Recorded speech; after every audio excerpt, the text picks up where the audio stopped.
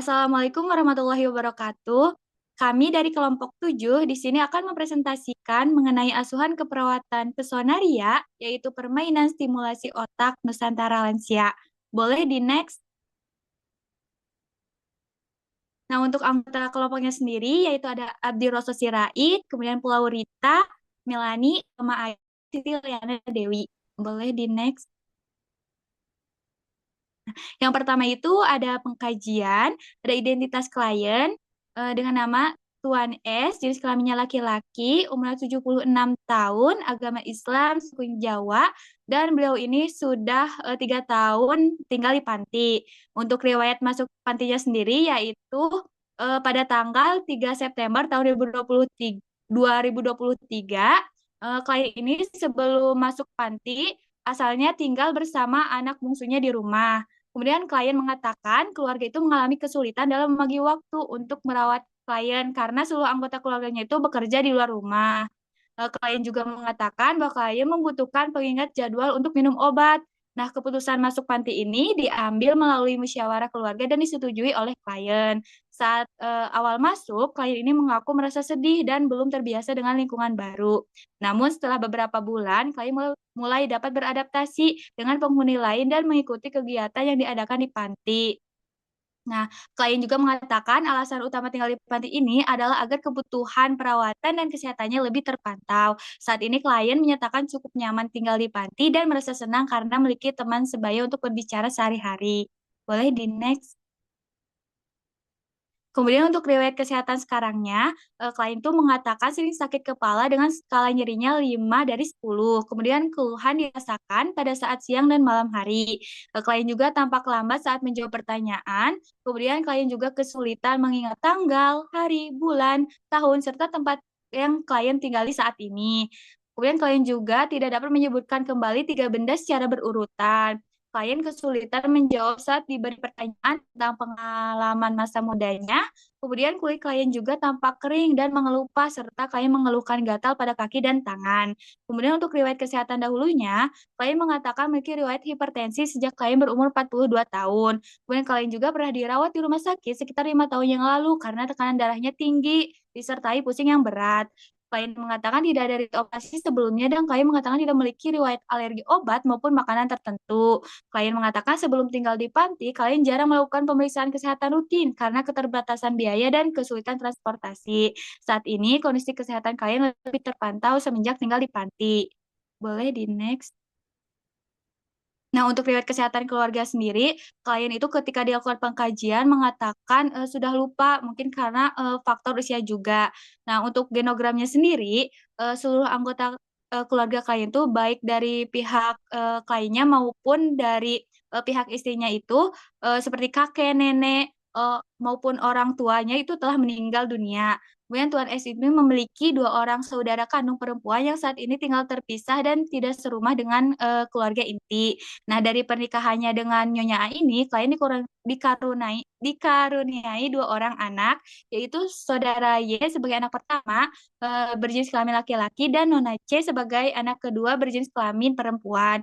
Namun Nyonya A ini istri dari klien ini sudah meninggal dunia. Nah, setelah kepergian Nyonya A ini, kondisi dan kebutuhan perawatan pada Tuan S ini tidak lagi em, tinggal bersama anak-anaknya, melainkan kayak menjalani perawatan dan menetap di sebuah panti lansia. Nah, sementara itu, kedua anaknya eh, tetap melanjutkan kehidupan secara mandiri dan saat ini tinggal bersama dalam satu rumah.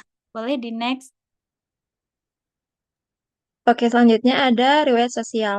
Klien ini masih memiliki keluarga, namun dukungan yang diberikannya terbatas. Dukungan lebih banyak diberikan oleh pengurus yayasan dan juga teman sesama lansianya. Nah, keluarganya juga jarang mengunjungi klien. Kunjungan biasanya dilakukan pada waktu tertentu atau saat ada keperluan khusus. Nah, klien ini mampu berinteraksi cukup baik dengan penghuni lain di yayasan. Klien juga tampak kooperatif, sesekali mengikuti kegiatan bersama dan mau untuk diajak berkomunikasi. Boleh next.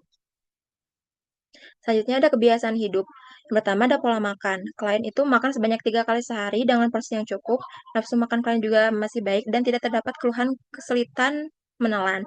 Klien lebih menyukai makanan yang sederhana yang disediakan di yayasan. Kedua, ada aktivitas fisik, yaitu klien mampu melakukan aktivitas ringan secara mandiri seperti berjalan pelan di sekitar yayasan, mengikuti kegiatan harian seperti berjemur, senam bersama, dan duduk bersama penghuni lain. Klien tampak berjalan lambat karena faktor usia. Yang ketiga, ada pola tidur dan istirahat. Klien mengatakan sering mengalami sakit kepala pada siang dan malam hari, sehingga tidur klien juga kurang nyaman. Klien mengatakan tidur di jam 10 malam, namun terkadang terbangun pada malam hari. Kemudian selanjutnya ada kebiasaan merokok dan alkohol.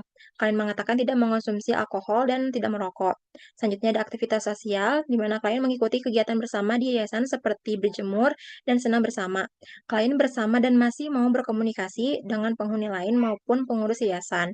Yang terakhir, aktivitas rekreasi.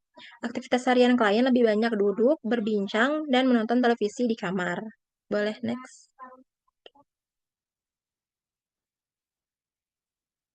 Selanjutnya ada pemeriksaan fisik. Yang pertama ada keadaan umum. Klien itu tampak kompos mentis, kontak mata klien cukup baik, klien tampak kooperatif selama pengkajian dan penampilan klien tampak rapi. TTV-nya atau tanda-tanda vitalnya, tekanan darahnya 140 per 100 mm air raksa, nadinya 84 kali per menit, respirasinya 20 kali per menit, dan suhunya 37 derajat Celcius. Untuk antropometrinya, berat badannya 52 kg, tinggi badannya 166 cm, dan IMT-nya 18,9. Untuk pemeriksaan fisiknya, pertama adalah sistem integumen, yaitu kulit klien keriput, kering, terdapat gatal atau bekas garukan ringan, dan tanpa luka atau edema. Untuk matanya, mata simetris, pupil isokor, dan penglihatan sedikit menurun. Untuk mulut, mukosanya lembab, terdapat karang gigi, kebersihan mulutnya kurang optimal. Untuk sistem pernapasan, pola napasnya teratur, suara napasnya normal, dan tidak ada sesak ataupun batuk. Kemudian selanjutnya ada kardiovaskular, nadinya kuat dan teratur, bunyi jantungnya normal, dan tidak ada sianosis ataupun edema. Selanjutnya ada abdomen, di mana abdomennya datar dan lunak, bising ususnya normal, tidak ada keluhan pencernaan. Kemudian ada sistem genitourinaria. Untuk BAK-nya mandiri, tidak ada nyeri ataupun inkontinensi urin. Kemudian ada muskuloskeletal, di mana pasien itu berjalan mandiri, namun lambat dan kurang stabil, serta keseimbangan menurunnya ringan. Kemudian ada neurologis, yaitu pasien tanpa kompas mentis, orientasinya kurang baik, daya ingatnya menurun, responnya lambat, serta skor MMSE-nya 20 atau gangguan kognitif ringan. Boleh next. Nah, ini untuk instrumen MMSE-nya, di mana ini dilakukan saat pretest dengan hasil akhirnya itu skornya 20, yaitu termasuk ke dalam gangguan kognitif ringan. Boleh di next.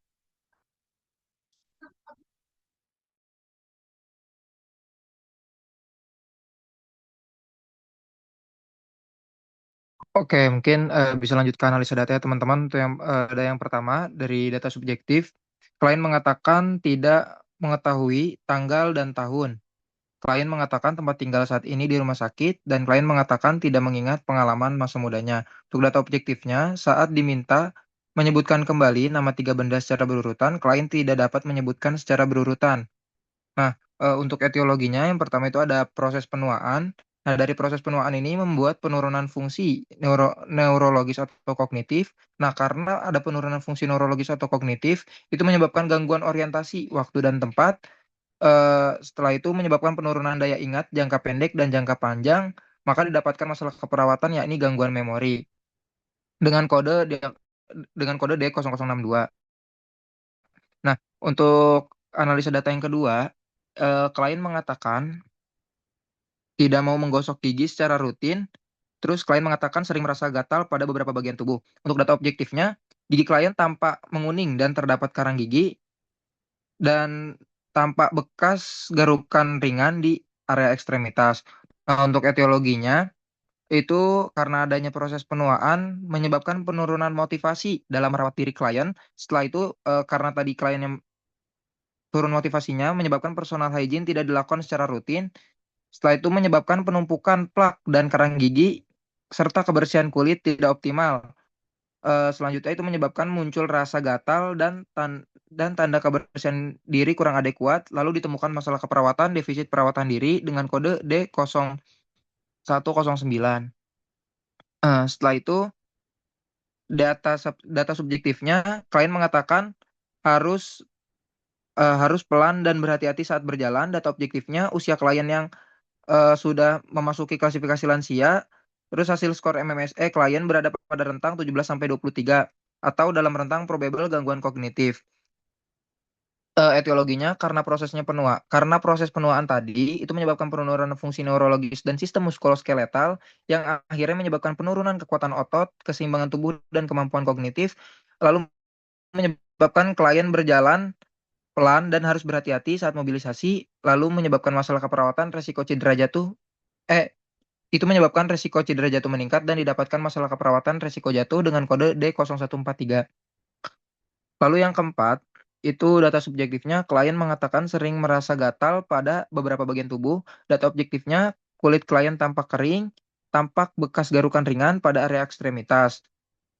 Nah, karena tadi ada penurunan fungsi yang pertama itu disebabkan karena penurunan fungsi kulit, menyebabkan produksi minyak alami dan kelembapan kulit itu menurun, lalu menyebabkan elastisitas kulit berkurang dan kulit menjadi kering. Setelah itu, lapisan pelindung kulit mudah mengalami iritasi, lalu menyebabkan timbulnya sensasi gatal pada beberapa bagian tubuh.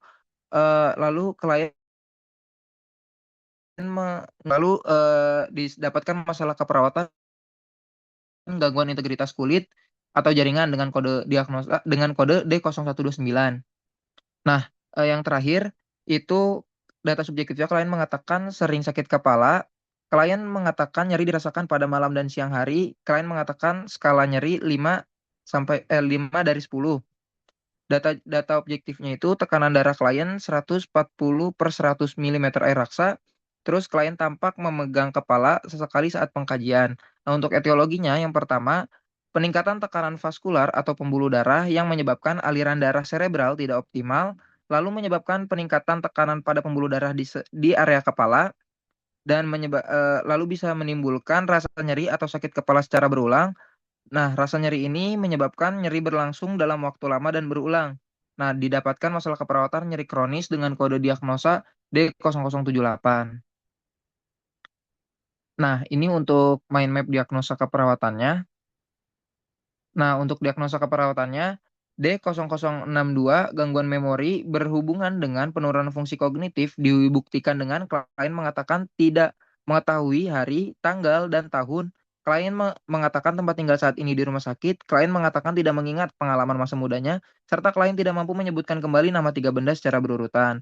Lalu diagnosa keperawatan yang kedua, D0078 nyeri kronis berhubungan dengan peningkatan tekanan vaskuler sekunder akibat hipertensi dibuktikan dengan klien mengatakan sering sakit kepala, skal, eh, skala, skalanya itu 5 dari 10 pada siang dan malam hari, tekanan darahnya itu 140/100 mm air raksa.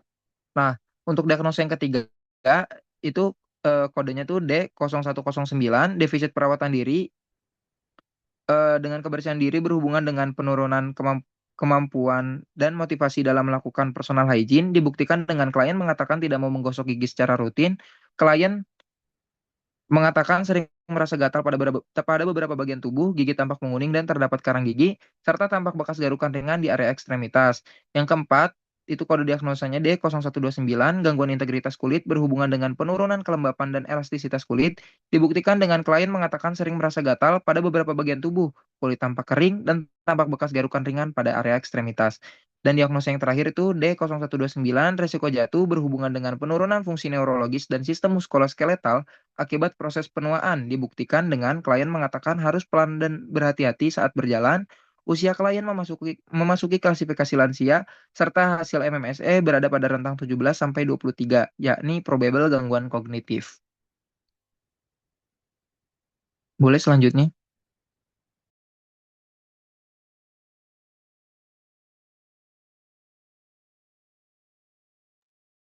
Selanjutnya, intervensi yaitu dengan diagnosa D0062 dengan gangguan memori, itu kriteria hasilnya setelah dilakukan intervensi 1 kali 24 jam, diharapkan memori meningkat dengan kriteria hasil verbalisasi kemampuan mempelajari hal baru cukup meningkat dari skala 3 ke 4, verbalisasi kemampuan mengingat informasi faktual cukup meningkat dari skala 3 ke 4, verbalisasi kemampuan mengingat peristiwa cukup meningkat dari skala 3 ke 4, melakukan kemampuan yang dipelajari cukup meningkat dari skala 3 ke 4, verbalisasi pengalaman lupa cukup menurun dari skala 3 ke 4, verbalisasi lupa jadwal cukup menurun dari skala 3 ke 4, terus juga verbalisasi mudah lupa cukup menurun dari skala 3 ke 4. Untuk intervensinya itu ada latihan memori dengan kode I06188. Untuk observasinya, identifikasi masalah memori yang dialami, identifikasi kesalahan terhadap orientasi, monitor perilaku, terus juga ada di terapetiknya ada stimulisasi memori dengan mengulang pikiran, terus juga ada koreksi kesalahan orientasi, ada fasilitas tugas pembelajaran, kayak misalnya mengingat informasi verbal dan gambar, terus juga ada fasilitasi kemampuan konsentrasi dengan bermain puzzle, lalu memberikan pujian dan motivasi kepada klien, terus juga ada, boleh di next.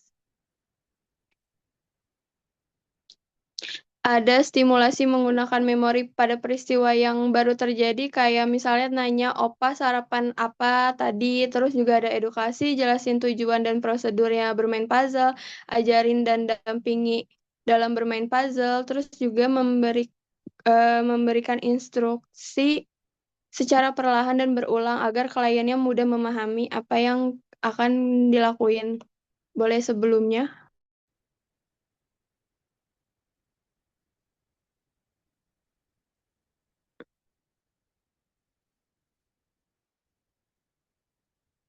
Nah, terus juga dievaluasi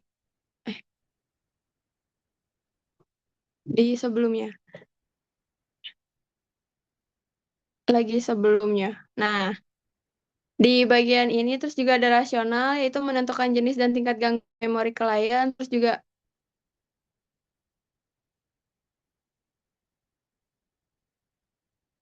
boleh next.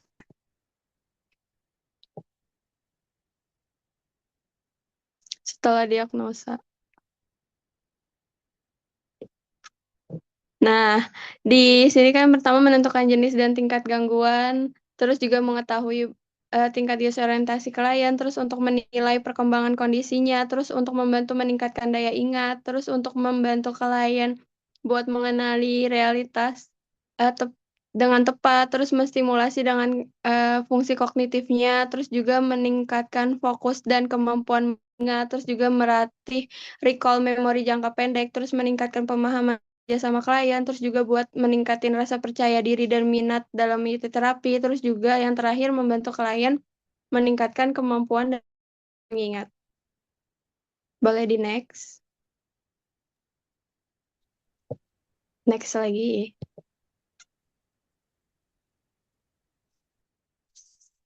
Oke, baik. Selanjutnya implementasi, yaitu implementasi dilakukan pada tanggal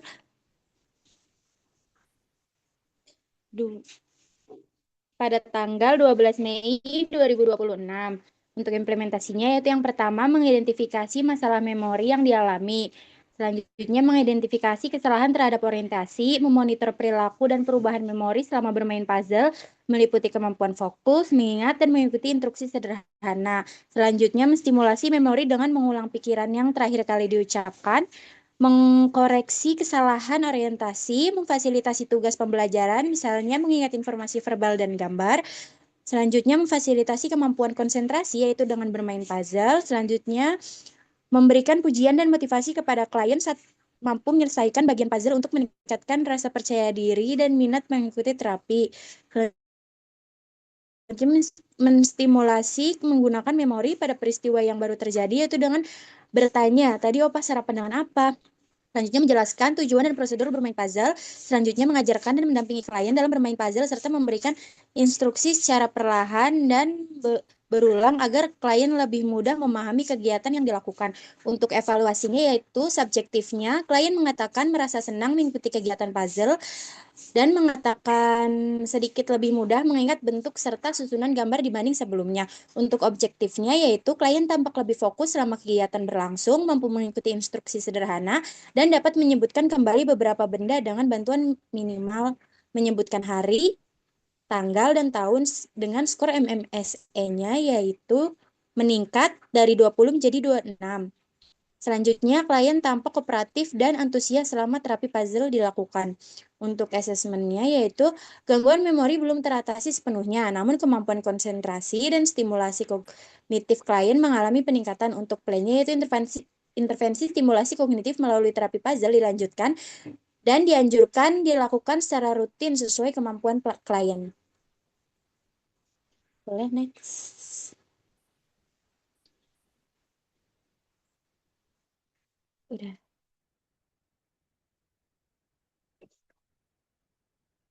Next.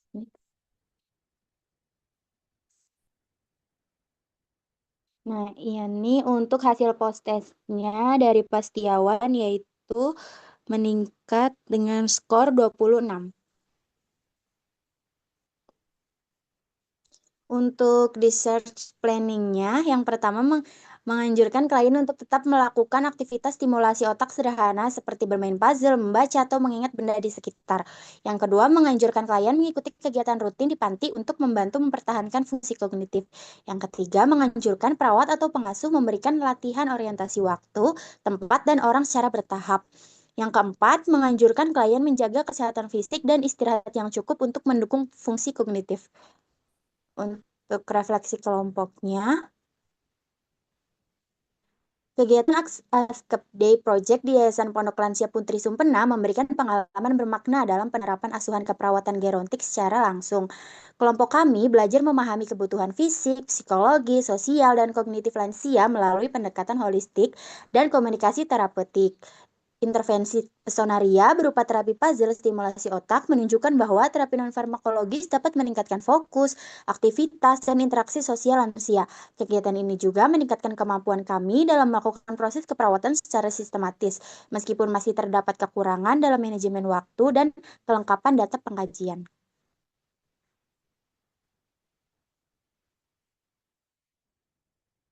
Ini untuk infografis A Day in the Life-nya.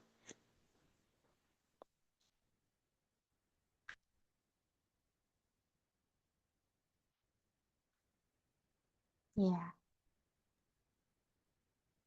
Oke, mungkin cukup Oke, sekian presentasi dari kelompok kami. Kurang lebihnya mohon dimaafkan. Wassalamualaikum warahmatullahi wabarakatuh.